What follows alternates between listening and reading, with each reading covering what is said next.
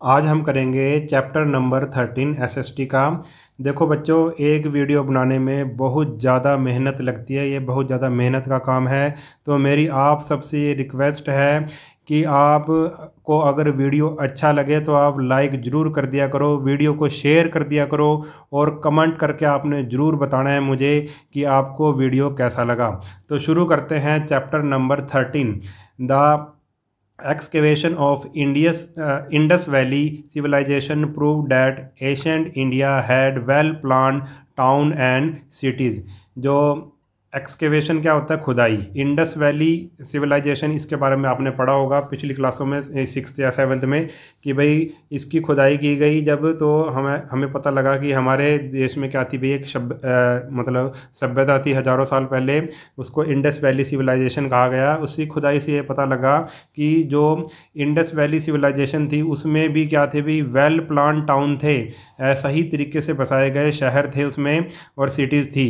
During the medieval period also, the regional kingdom and the invader contributed to the development of already existing town and cities, though in some areas new town and cities also develop. और medieval period में, यानी कि जैसे जब मुग़लों का राज था, आप ऐसे लगा सकते हो, जब तो जो रीजनल किंगडम थी वहाँ की, मतलब राजा थे, लोकल राजा, या जो बाहर से जो राजा आए थे, इन्होंने जैसे मुग़ल बाहर से आए थे, तो उन्होंने भी कई टाउन और सिटीज़ को डेवलप किया, ठीक है, और उन्होंने नए टाउन और नई सिटीज़ भी डेवलप की।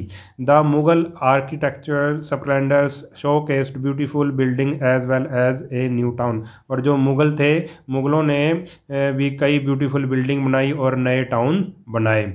अनफॉर्चुनेटली डी अर्बनाइजेशन, अर्बन का मतलब होता है शहर, और डी अर्बनाइजेशन का मतलब है कि मतलब शहर को एक तरह से ख़त्म कर देना, जो बसा हुआ पुराना शहर था उसको ख़त्म कर देना। The unfortunately the deurbanisation was a significant development during the British rule in India. जब अंग्रेज़ों का राज आया तो अंग्रेज़ों ने क्या किया भाई, जो पुराने शहर थे उनको एक तरह से क्या कर दिया भाई, उनको ख़त्म कर दिया, डी अर्बनाइजेशन कर दिया उनका। Many Asian town and cities were destroyed और अबंडन। बहुत सारे जो पुराने टाउन और सिटीज़ थी उनको अंग्रेज़ों ने क्या कर दिया, बिल्कुल ही उनको ख़त्म कर दिया या उनको बिल्कुल ही छोड़ दिया। The main focus of urban development came to be centred on the 3 port towns Bombay, Calcutta and Madras. अंग्रेज़ों ने किसकी तरफ ध्यान दिया, कहाँ पे मतलब शहरीकरण की तरफ, किसकी तरफ ध्यान दिया? उन्होंने सिर्फ 3 चीज़ें, 3 जगह थी ऐसी, बॉम्बे, कलकत्ता और मद्रास की तरफ ज़्यादा ध्यान दिया। These places letter become the presidency towns, और इनको बाद में क्या बना दिया गया, प्रेसिडेंसी टाउन्स बना दिया गया। Many towns that had been popular earlier for some specialized goods lost their glory with the decline in demand for their product। many towns, बहुत सारे ऐसे टाउन थे जो किसी चीज़ के लिए मशहूर थे, बाद में उन्होंने अपनी ग्लोरी को खो दिया क्योंकि उन चीज़ों की डिमांड थी, उन प्रोडक्ट की जो डिमांड थी वो क्या होगी भाई, कम हो गई। The old trading center and port were replaced by new trade center। जो पुराने मतलब जो पुराने जो सेंटर थे, ट्रेडिंग सेंटर, वो ख़त्म हो गए, उनकी जगह पे न्यू ट्रेड सेंटर बना दिए गए। Deurbanisation during the 19th century destroyed the important cities of Surat, Masulipatnam and Srirangapatnam. अब 19th सेंचुरी में क्या हुआ भाई, डी अर्बनाइजेशन हुई, जब अंग्रेज़ों ने उसको डी अर्बनाइज मतलब शहरों को एक तरह से ख़त्म कर दिया, तो मतलब ये जो सिटीज़ थी जैसे सूरत, मुसलीपट्टम और ये श्रीरंगनपट्टम, ये एक तरह से इनकी वैल्यू बिल्कुल ही कम हो गई। More over the rapid expansion of British power in India ended the power of regional kingdom which were earlier great centre of administration. अब क्या हुआ भाई, अब ब्रिटिश की जो पावर बढ़ती गई और वो सारे इंडिया में एक तरह से फैल गए, और जो रीजनल किंगडम थे उनकी जो पावर थी वो एक तरह से ख़त्म हो गई, जो यहाँ के लोकल राजा थे। Once they lost their glory many people migrated to other cities. जब वहाँ के जो राजा लोग हैं उनकी वैल्यूज़ जब कम हो गई तो वहाँ के लोगों ने भी दूसरे शहरों में जाना शुरू कर दिया, माइग्रेट, उस शहर को छोड़कर दूसरे बड़े शहरों में जाना शुरू कर दिया। Urbanisation started gradually in 1881 The process was very slow. During the next 50 years, only a few centers of administration emerged. अब अर्बनाइजेशन, शहरीकरण, दोबारा से शहर कब बसाना शुरू किया गया अंग्रेजों के द्वारा? 1881 में, मगर ये प्रोसेस बहुत ही स्लो था। अगले 50 सालों तक ये प्रोसेस बहुत ही स्लो चला। Only a few centre and, कुछ ही सेंटर मतलब कुछ ही शहरों का क्या किया गया? शहरीकरण एक तरह से किया गया, नए शहर कुछ ही बसाए गए। उसके बाद आ गया भाई अर्बनाइजेशन ऑफ कलकत्ता। सबसे पहले अंग्रेजों ने कलकत्ता शहर को बसाया, उसके बारे में हम पढ़ेंगे। By early 19th century Calcutta the capital of British came to divided into 2 part. अब ये जो कलकत्ता थी ये अंग्रेजों की क्या थी? कैपिटल थी, राजधानी थी। द ब्रिटिश पार्ट, अब इसको 2 पार्ट में बांट दिया गया। तो 2 पार्ट कौन कौन से थे? The British part was known as white town. जो ब्रिटिश पार्ट था शहर का, उसको तो वाइट टाउन कह दिया, और जो शहर का जो इंडियन पार्ट था जिसपे इंडियन लोग रहते थे उसको ब्लैक टाउन कह दिया अंग्रेजों ने। The Indian part was inhabited bye poor. और जो इंडियन पार्ट था यानी कि जो जिसका अंग्रेजों ने ब्लैक टाउन का नाम लिया था, वो उसमें क्या रहते थे भाई? गरीब लोग रहते थे। It had congested street and shanty. इसमें क्या भाई? भीड़ी गलियां थी और रहने की जगह भी बिल्कुल ही भीड़ी थी, मतलब तंग गलियां और तंग मतलब रहने की जगह थी। Whereas the British part had sprawling bungalows and with wide open spaces. और जो ब्रिटिश पार्ट था, वाइट टाउन था जो यूँ लगाओ, उसमें बड़े बड़े बंगले थे और खुली जगह थी। The speedy industrial growth from 1850 in Calcutta, especially in the field of textile and jute, attracted British investment। अब कुछ मतलब इंडस्ट्रियल ग्रोथ वहाँ पे होनी शुरू होगी। किसके कारण हुई थी वो? टेक्सटाइल इंडस्ट्री वहाँ पे शुरू हो गई थी, जैसे कि जूट, ठीक है, जूट वगैरह या कॉटन की वहाँ पे शुरू हो गई थी 1850 में। तो ब्रिटिश इन्वेस्टर वहाँ आने लगे। They started building infrastructure facility like railway, roads and telegraph lines. जब वहाँ पे बिजनेस शुरू हुआ, इंडस्ट्री लगनी शुरू हुई, तो वहाँ पे अंग्रेजों ने क्या करना शुरू कर दिया? फैसिलिटी देनी शुरू कर दी। रेलवे ले आए, वो रोड्स अच्छी बना दी, टेलीग्राफ की लाइंस बिछा दी। Henceforth the population and employment opportunity of Calcutta increase tremendously. और इसके बाद क्या भाई? जैसे ही अंग्रेजों ने ये रेलवे बिछाई, रोड बनाई, तो क्या हुआ भाई? वहाँ की पॉपुलेशन और वहाँ का जो एम्प्लॉयमेंट है, लोगों को एक तरह से नौकरी मिलने लगी। कलकत्ता में एकदम से ये चीज़ें बढ़ गई। As the size of population of the new urban area expanded, a need for urban local bodies arose। और जैसे ही पॉपुलेशन बढ़ी और अर्बन एरिया यानी कि शहरी एरिया बढ़ने लगा, तो एक अर्बन लोकल बॉडीज़ की ज़रूरत पड़ी। Hence the 19th century Calcutta municipal corporation was establish. अंग्रेजों ने कलकत्ता म्यूनसिपल कॉरपोरेशन की स्थापना की। But increasing political discontent all over India forced the British to replace their capital to New Delhi in 1911, as it was more centrally located for administrative convenience। अब क्या हुआ भाई? बाद में अंग्रेजों ने जब मतलब इंडिया में जब विरोध होने लगा, पॉलिटिकल डिस्कनेक्ट, मतलब गांधी जी वगैरह या दूसरे जो नेता लोग थे वो आज़ादी के लिए अपना संघर्ष करना शुरू कर दिया, तो अंग्रेजों ने इसको खतरा समझा और कलकत्ता से अपनी राजधानी को कहाँ ले आए? दिल्ली में ले आए। कहाँ? 1911 में, ठीक है। और क्योंकि वो एक तरह से दिल्ली को ये समझा जाता है क्योंकि वो सेंटर में है इंडिया के, इसलिए वो राजधानी को अपनी कलकत्ता से दिल्ली में ले आए। अब दिल्ली में ले आए तो दिल्ली में भी अब उनको शहर बसाना पड़ेगा, ठीक है। अब उन्होंने ये कैसे किया वो देखते हैं। Delhi has long history. Delhi की तो जो हिस्ट्री है वो बहुत पुरानी हिस्ट्री है। It is believe that town was known as Indraprastha during the times of epic Mahabharata. और आपको पता है भाई ये महाभारत के टाइम में भी इसको क्या कहा जाता था? इंद्रप्रस्थ कहा जाता था। The earliest architectural remains found in city of Delhi date back of Mauryan period. और यहाँ पे जब खुदाई वगैरह की गई तो मौर्यन पीरियड के भी कुछ आर्किटेक्ट मिले हैं। आर्किटेक्चरल मतलब subsequently the city saw the rise and fall of many empires like Guptas, Delhi Sultanate, Mughals and many other. और मतलब इस शहर दिल्ली ने कई तरह की मतलब राजा या राज्य देखे, जैसे कि गुप्ताज का राज, दिल्ली सल्तनत का राज, मुगलों का राज, ठीक है। अब ये डू यू नो में दे रखा है। इन 1947 द पॉपुलेशन ऑफ दिल्ली, जब भारत आज़ाद हुआ तब पॉपुलेशन दिल्ली की कितनी थी, 7 लाख थी। As per population senses 2011 Delhi population अब देखो कितनी होगी, 1.68 करोड़ हो चुकी है, पहले 7 लाख थी, ठीक है। It has put a great pressure on municipalities, public works, planning, railway links, police. और इतनी पॉपुलेशन के कारण अब बहुत ज़्यादा प्रेशर पड़ गया है किस पे, म्यूनिसिपल कमेटीज़ पे, पब्लिक वर्कर जो हैं उन पे, और ठीक है प्लानिंग वगैरह पे और रेलवे पे बहुत ज़्यादा इस पर प्रेशर पड़ गया पॉपुलेशन के कारण। अब है भाई, अब आगे अंग्रेज़ों की बात करते हैं कैसे उन्होंने ये शहर बसाया। इन 1805 the British took over lands revenue and city administration of Delhi.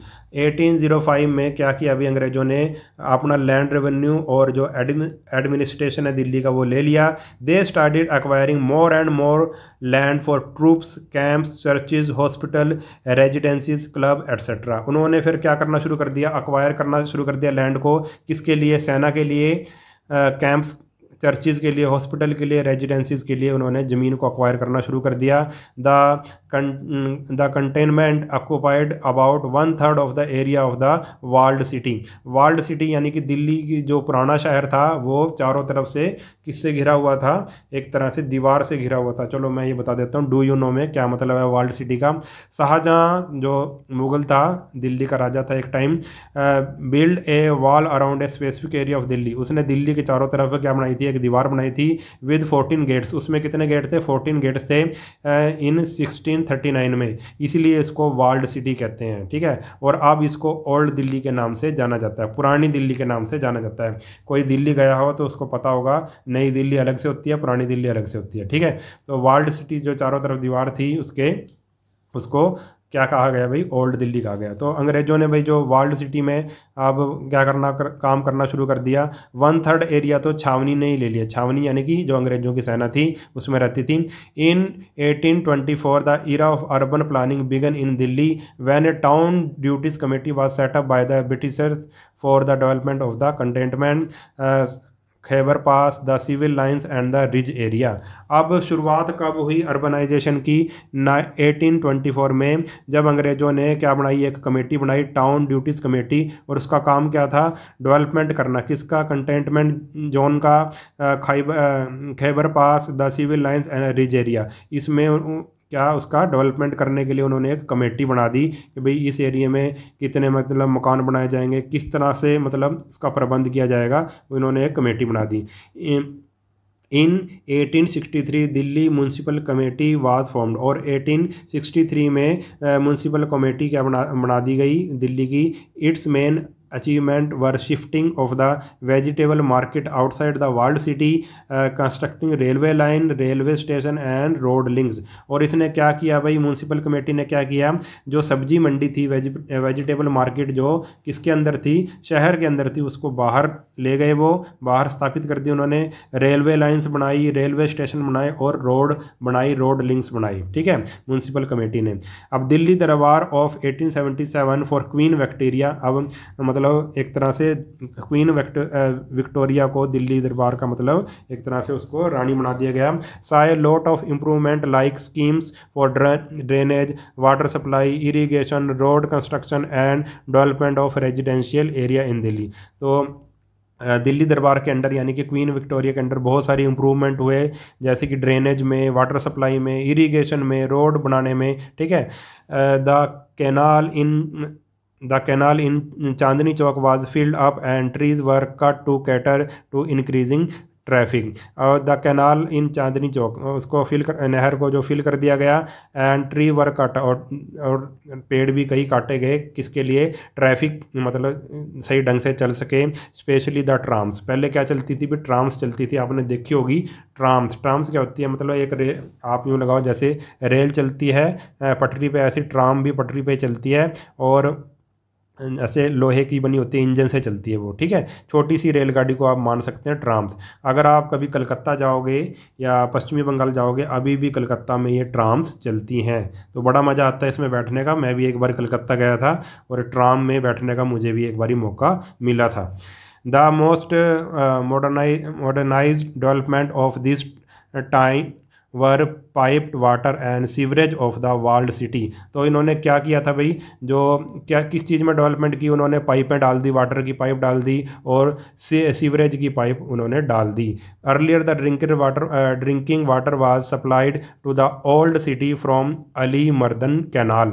और क्या किया अभी उन्होंने, जो पहले था भाई, पहले पानी की पाइपें नहीं थी। पहले क्या अभी वाटर सप्लाई कहाँ से होती थी, पीने के पानी की या दूसरी चीज़ों की, अली मर्दन कैनाल से होती थी। मतलब अंग्रेज़ों ने क्या किया, अब क्या डाल दी भाई, वाटर पाइप्स डाल दी और सीवरेज सिस्टम बना दिया। उसके बाद है do you no queen Victoria was the queen of the United kingdom. Queen Victoria United kingdom की क्वीन थी and the Ireland from 1837 to 1901. Her reign was second longest reign of any other British monarchy in history after Queen Elizabeth II। और वो उसकी जो उसने कब तक राज किया, दूसरे नंबर पे राज किया, मतलब बहुत ज़्यादा राज किया उसने क्वीन एलिजाबेथ II के बाद।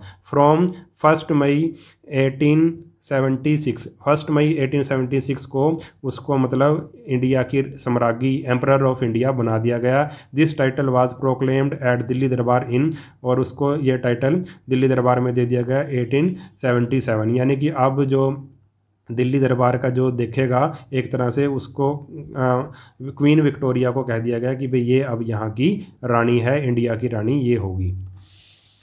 अब उसके बाद आया भाई the British shifted their capital from Calcutta to Delhi. अब ब्रिटिश ने क्या किया भाई, अपनी जो कैपिटल थी वो कलकत्ता से दिल्ली ले आए। 1911 में द दिल्ली दरबार change the look of the city. फिर दिल्ली दरबार, अब दिल्ली दरबार का किसको बना दिया गया भाई, राजा एक तरह से किंग जॉर्ज 5 को बना दिया गया। अब उन्होंने बिल्कुल ही सिटी को एकदम से लुक को चेंज कर दिया। Civil lines area now Delhi university and old secretariat was set up. क्या भाई, सिविल लाइन एरिया बनाया गया जिसको अब दिल्ली यूनिवर्सिटी कहते हैं और ओल्ड सेक्रेटरीट कहते हैं, बनाया गया। The construction of a new capital was a massive task and hence the construction and management could not be left to the local authority. जो ये कंस्ट्रक्शन का टास्क था ये बहुत ही बड़ा टास्क था, तो इसको अब लोकल बॉडीज़ को नहीं दिया जा सकता था। तो इसके लिए उन्होंने क्या किया, there imperial Delhi committee was formed. एक कमेटी बनाई गई 1913 में। Later the chief commissioner of Delhi created the Raisina municipal committee. और बाद में जो चीफ कमिश्नर थे दिल्ली के, उन्होंने रायसीना म्यूनसिपल कमेटी भी बनाई, ठीक है, दिल्ली का विकास करने के लिए, बिल्डिंग की कंस्ट्रक्शन करने के लिए। Raisina hill was selected for building the new capital new Delhi. अब रायसीना हिल में क्या भाई सेलेक्ट की गई, न्यू दिल्ली बसाई गई वहाँ पे।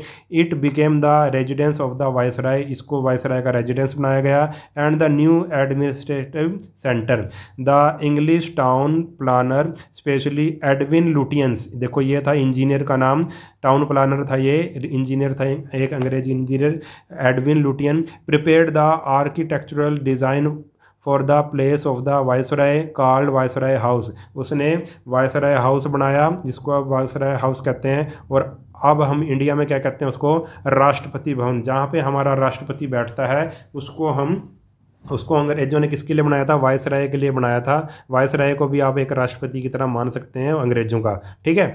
तो उन्होंने जो राष्ट्रपति भवन अभी भी है वहाँ पे राष्ट्रपति जी बैठते हैं, ठीक है, उनका घर है एक तरह से।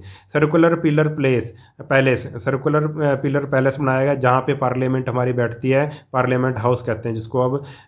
किंग्स वे राजपथ बनाया गया। वार मेमोरियल इंडिया गेट बनाया गया with many greens spaces park and, और कई पार्क बनाए गए, कई गार्डन बनाए गए, ठीक है। ये इंडिया गेट तो आपने देखा होगा, दिल्ली में इंडिया गेट है ये, ठीक है। और ये क्या है, ये इतना ये राष्ट्रपति भवन है, ठीक है। ये अभी भी हैं और अभी भी इनका यूज़ हो रहा है।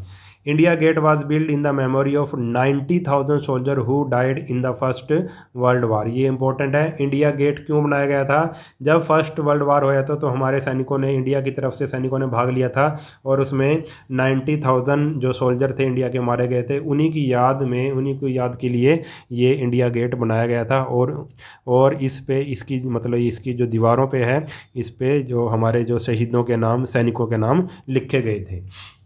आगे है भी नेक्स्ट है the new Delhi municipal committee NDMC was set up to look after all the civic amenities like water supply, electricity, buildings, road, sewers, medical and public health of the capital। फिर क्या किया गया? अभी बाद में न्यू दिल्ली म्यूनसिपल कमेटी बना दी गई जिसका काम क्या था? सिविक एमिनिटीज़ को देखना, यानी कि सरकार जो भी सुविधाएं देती है शहर वालों को, उसकी मतलब उसको देखना, जैसे कि वाटर सप्लाई को देखना, इलेक्ट्रिसिटी को, बिल्डिंग, रोड, सीवर, ये सारी जो आम लोगों की जो ज़रूरत होती है उनको देखना। It is provided an underground sewer system in the whole area. सारे एरिया में, दिल्ली के एरिया में अंडरग्राउंड सिस्टम बना दिया गया, sewerage system. All big open nalas were covered as they were the breeding ground of the mosquitoes. और जितने भी नाले वगैरह थे, जो खुले नाले थे, नालियाँ थी, उनको बंद कर दिया गया क्योंकि उनमें बहुत ज़्यादा मच्छर पैदा होते थे। In 1937 Delhi improvement trust was establish. Delhi improvement trust बना दिया गया। It undertook many schemes like town expansion, slum clearance and some slum improvement scheme for the progress of Delhi. फिर दिल्ली इम्प्रूवमेंट ट्रस्ट बनाया गया और इसका काम क्या था? मतलब टाउन का, शहर को बढ़ाना, विकास करना, स्लम को साफ़ करना, जो गंदी वगैरह मतलब शहर में जो गंदी बस्तियां बसी हुई हैं उनको साफ़ करना, और उनकी स्लम की क्या करना? इम्प्रूवमेंट करना, उनके लिए स्कीम बनाना। ये इसका काम था दिल्ली इम्प्रूवमेंट ट्रस्ट का। आगे है after independence the government of India set up Delhi development authority in 1955। और आज़ादी मिलने के बाद इंडियन गवर्नमेंट ने भी दिल्ली डेवलपमेंट अथॉरिटी बनाई 1955 में, which was empowered to prepare a master plan and zonal plan for housing, commercial centres, parks, playground etcetera to develop the and manage the lands in Delhi. तो मास्टर प्लान बनाया गया कि कैसे, उसका काम क्या था भाई? दिल्ली डेवलपमेंट अथॉरिटी का एक मास्टर प्लान बनाना कि कैसे हाउसिंग, कमर्शियल सेंटर और पार्क और प्लेग्राउंड बनाए जाएं। डू यू नो में क्या है? The British made civil lines in all major town and cities as they wanted to keep themself away from the native residencies. अब क्या भाई, ब्रिटिश ने अलग से क्या बनाई? सिविल लाइंस बनाई और टाउन्स बसाए, सिटीज़ बसाई। क्यों बसाई? क्योंकि वो मतलब उसमें सिर्फ यूँ लगाओ कि आप अंग्रेज़ ही ज़्यादा रहते थे। वो ये चाहते थे कि वही नेटिव रेजिडेंस से वो क्या रहें, दूर रहें, भारतीयों से वो दूर रहें, अपना अलग शहर बचा के रहें। इसलिए उन्होंने क्या बनाई भाई? एक तरह से सिविल लाइंस, या आप कह सकते हैं अंग्रेज़ों के लिए स्पेशल कॉलोनियाँ बनाई उन्होंने। Master plan for Delhi provide a basic policy frame for guiding Delhi's improvement. Master plan क्यों बनाया गया था? दिल्ली की किसके लिए? इम्प्रूवमेंट के लिए, डेवलपमेंट के लिए। पुलिस इन दिल्ली। अब अंग्रेज़ों ने देखो, अब बड़ा शहर होगा तो पुलिस की भी ज़रूरत पड़ेगी, तो पुलिस इन दिल्ली क्या किया था उन्होंने? N efficient administration required proper maintenance of law and order. अब देखो, लॉ और ऑर्डर चलाने के लिए भी हमें क्या चाहिए? किसी की मदद चाहिए, पुलिस की मदद चाहिए। इन 1857 the British laid down the foundation of a systematic police system under Indian police act. 1857 में अंग्रेज़ों ने क्या भाई? इंडियन पुलिस एक्ट बनाया, जिससे क्या भाई? पुलिस सिस्टम उन्होंने शुरू किया इंडिया में। Lord Cornwallis organise the police into a regular force.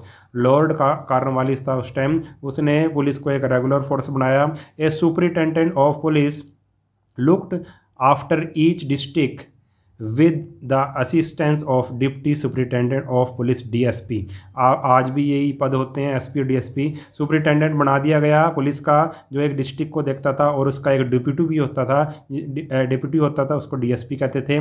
Each district was divided into thanas, हर एक डिस्ट्रिक्ट को थानों में बांट दिया गया, और अंडर उसमें और थाने में कौन बैठता था? दरोगा बैठता था।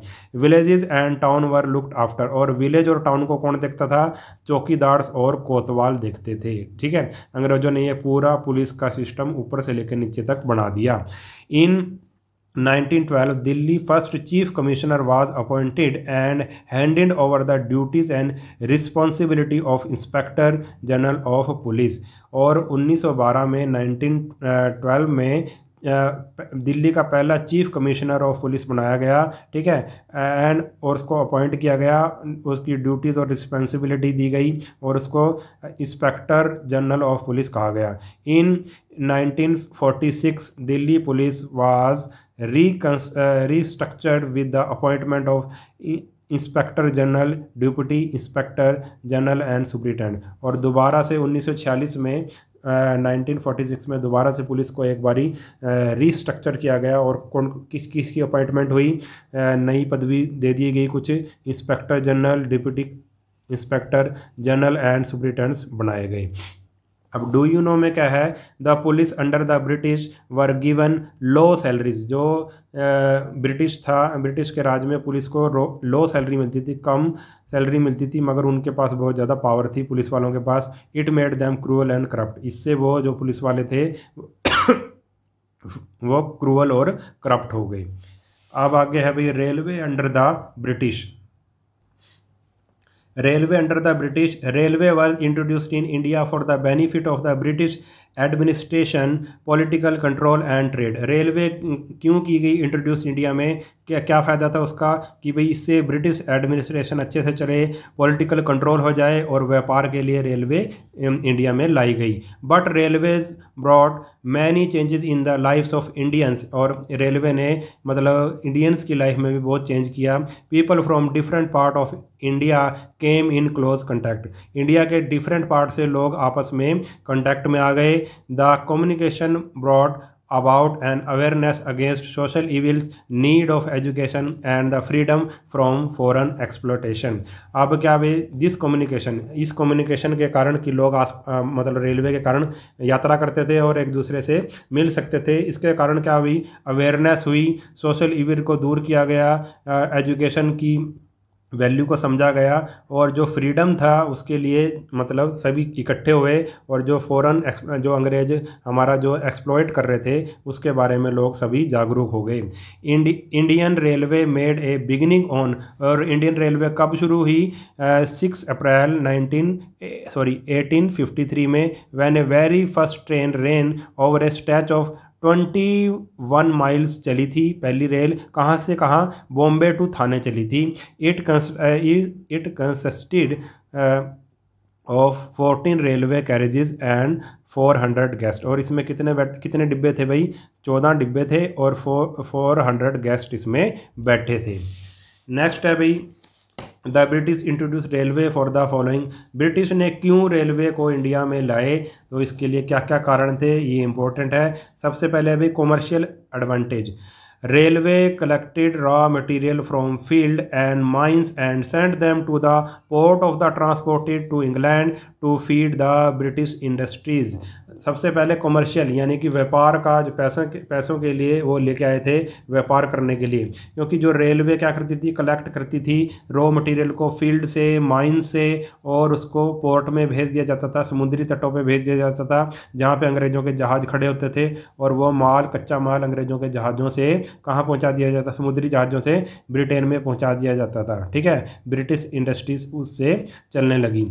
दूसरा है भाई पॉलिटिकल एस्पेक्ट। अब अंग्रेजों ने राज भी करना था। Railway safeguard the British possession in different part of India to enable quick movement and arm forces and administrative convenience. अब पूरे देश में राज करने के लिए, अच्छे से राज करने के लिए रेलवे ने बहुत बड़ी भूमिका निभाई, क्योंकि इससे एकदम से क्विक मूवमेंट हो जाती थी। अगर कहीं पे सेना भेजनी होती थी तो अंग्रेज जल्दी से सेना भेज देते थे। दूसरा है भाई defence aspect. Most importantly the railway help the British defence forces in India. और रेलवे ने ब्रिटिश डिफेंस फोर्सेस की, सेना की भी बड़ी मदद करी। अगर कोई मिलिट्री अटैक हो जाता था, कोई दूसरा देश उन पर अटैक कर देता था, तो वो आसानी से क्या करते थे भाई, अपनी सेना को जल्दी से रेलवे मतलब रेल्स में बिठा के भेज देते थे उस जगह पर। इन्वेस्टमेंट ऑफ सरप्लस इनकम, अब कुछ उनकी एक्स्ट्रा इनकम भी इससे होने लगी। Railway open new area where investment earn huge profit. अब रेलवे में जो भी इन्वेस्टमेंट अंग्रेजों ने किया उससे उनको भाई ह्यूज प्रॉफिट, खूब फ़ायदा होने लगा।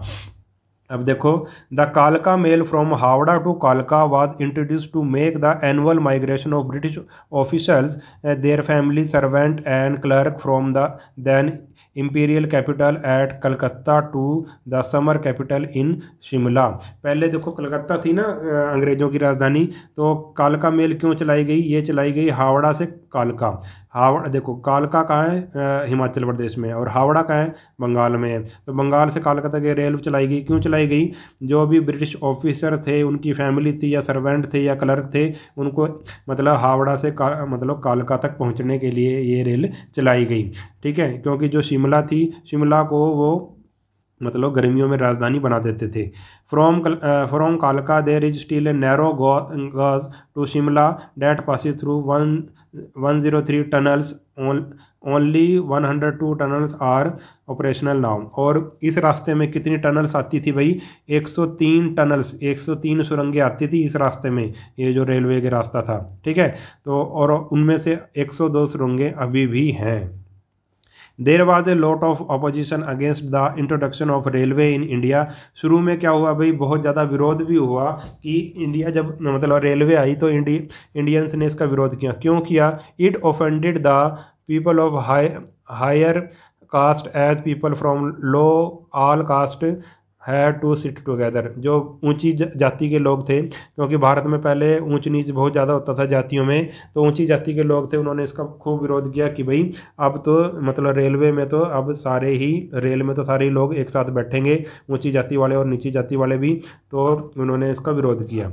मोर ever Indian were not allowed to travel in first class. और जो इंडियंस को फर्स्ट क्लास में, जो रेलवे का डिब्बा होता था फर्स्ट क्लास का, उसमें बैठने की अनुमति नहीं थी।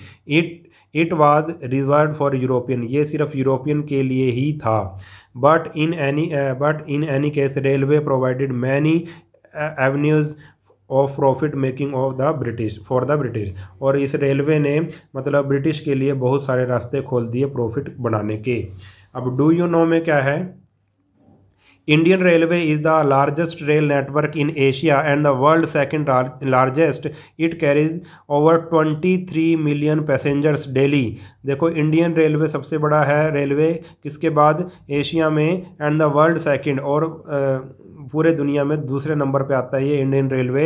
ये 23 मिलियन पैसेंजर रोज मतलब इसमें सफ़र करते हैं। Indian railway is one of the world largest employers with A staff of, और इसमें स्टाफ कितना है, कितने लोग इसमें काम करते हैं? 1.5 मिलियंस। आपको पता है ना 1 मिलियन में कितने होते हैं? 10 लाख होते हैं, यानी कि 1.4 मिलियन का मतलब है 14 लाख पीपल्स इसमें क्या करते हैं भाई? काम करते हैं, इसमें नौकरी करते हैं रेलवे में। इतना बड़ा है इंडियन रेलवे। अब आगे है British impact on Indian painting, literature and architecture. British मतलब अंग्रेज़ों का इंडियन की पेंटिंग में, लिटरेचर में और आर्किटेक्चर में क्या प्रभाव पड़ा उसके बारे में हम पढ़ेंगे। The art, architecture, painting, literature, poetry, drama, novels and even Indian religion and philosophy were greatly influenced by the western contact. Western contact के कारण, अंग्रेज़ों के कारण इंडिया की इन सभी चीज़ों पर बहुत ज़्यादा प्रभाव पड़ा। इंडिया की आर्ट में, आर्किटेक्चर में, पेंटिंग में, लिटरेचर में, पोइट्री में, ड्रामा में, सब पे प्रभाव पड़ा। कैसे पड़ा अब हम उसके बारे में पढ़ेंगे। Many English painters arrived here in search of princely patronage and to please the rich British society. बहुत सारे जो मतलब इंग्लैंड से पेंटर आने लगे इंडिया में, किसके पास, जो हमारे राजकुमार मतलब जो हमारे लोकल राजा होते थे उनके पास, और जो ब्रिटिश थे, जो रिच जो अमीर ब्रिटिश थे उनके पास, मतलब उनकी पेंटिंग बनाने के लिए, उनको खुश करने के लिए, पैसा कमाने के लिए आने लगे।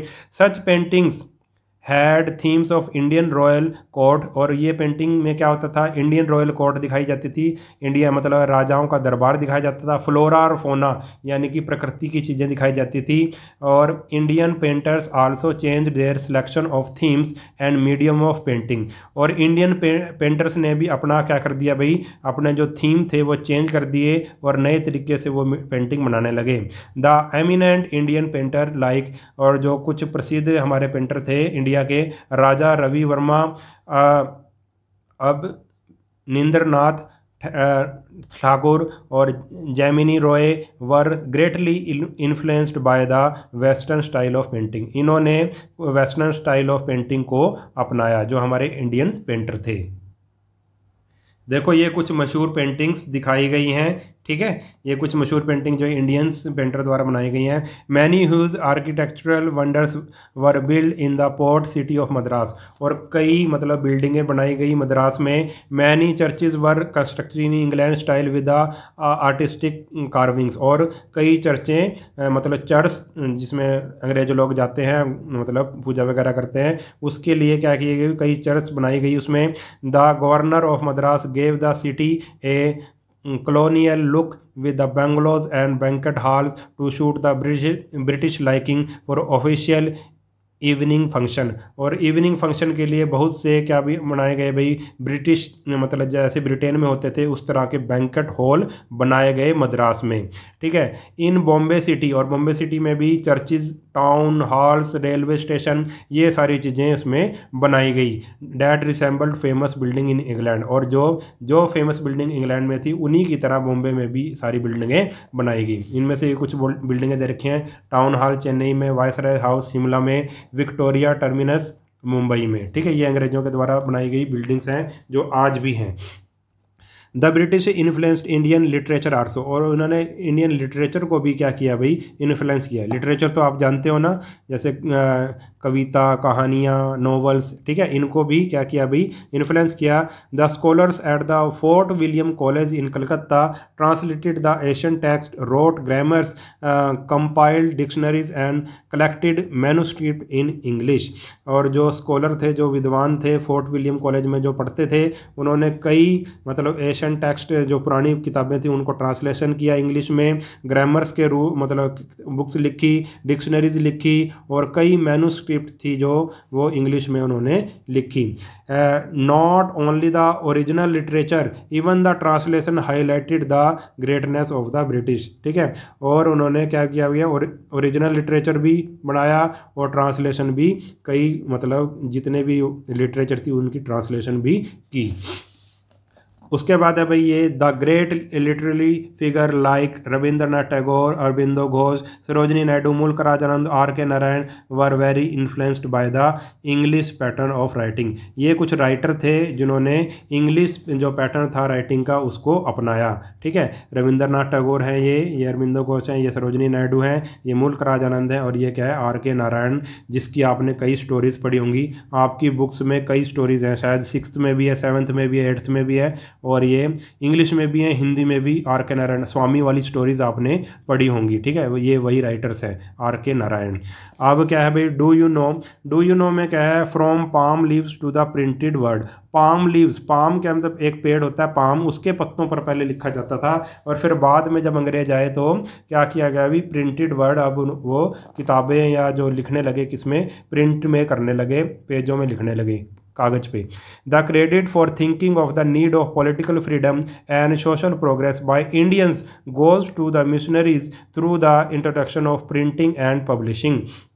अब ये मतलब पॉलिटिकल फ्रीडम के लिए सोचना और सोशल प्रोग्रेस के लिए सोचना इंडियन कब सोचने लगे, ये सारा क्रेडिट किसको जाता है, मिशनरीज़ को जाता है, जिन्होंने इंडिया में प्रिंटिंग और पब्लिशिंग का काम शुरू किया।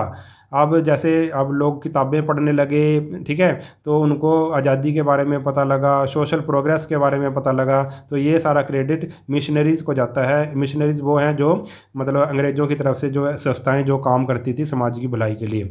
Earlier the ownership of the handwritten books was in the hands of few.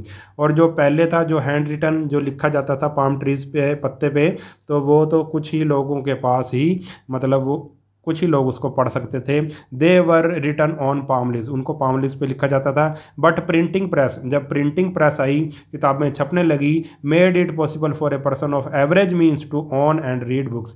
तब वो उसमें आम आदमी भी उन किताबों को क्या करना लगा भाई, पढ़ने लगा, अखबारों को पढ़ने लगा, उससे उसकी नॉलेज बढ़ने लगी, उसको आज़ादी के बारे में और सोशल इविल्स या प्रोग्रेस के बारे में उसे पता लगने लगा। तो ये लेसन हो गया हमारा कंप्लीट। अगर वीडियो आपको अच्छा लगा है तो चैनल को सब्सक्राइब कर लेना और वीडियो को अपने सभी दोस्तों के साथ शेयर ज़रूर कर देना और कमेंट करके मुझे ज़रूर बताना कि आपको वीडियो कैसा लगा। तो मिलते हैं अगले वीडियो में, तब तक के लिए नमस्कार।